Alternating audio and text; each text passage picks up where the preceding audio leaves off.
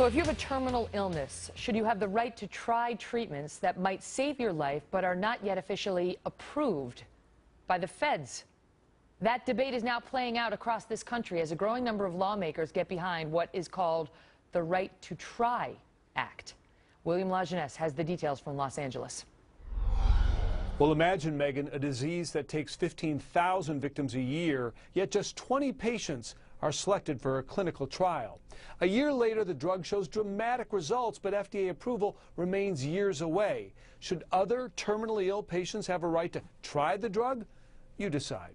People die from not being able to access these drugs, and I don't want to be one of them. But she was. After months of fighting the FDA to obtain a promising cancer drug, Michaela Knapp died 2 weeks ago. The amount of effort you have to put into doing this is just far too much at this time in our life, when you really just want to be able to slow things down and just enjoy being together. Keith Knapp lobbied members of Congress and the media to save his wife, but ran out of time. This is one area in which policy just does not match what the American people would want.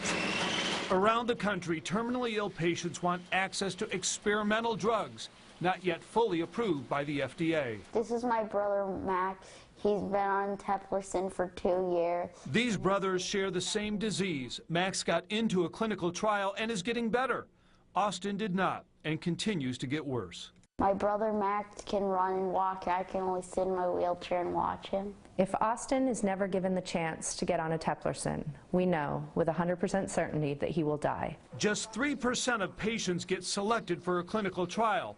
Those who miss the cutoff are out of luck for the next 7 years until FDA approval. Every day, thousands of Americans are dying when there are potentially life-saving drugs that they could be taking. Won't somebody help me get this drug? Missouri lawmaker Jim Neely is losing his daughter. He and lawmakers in 4 states sponsored Right to Try bills, which allow terminal patients to deal directly with manufacturers for drugs still undergoing trial. All this bill is to allow investigational medications to be available. Not everyone is on board. Statistically, only 10% of drugs under FDA study ever make it to market. You don't know that this is any better than nothing.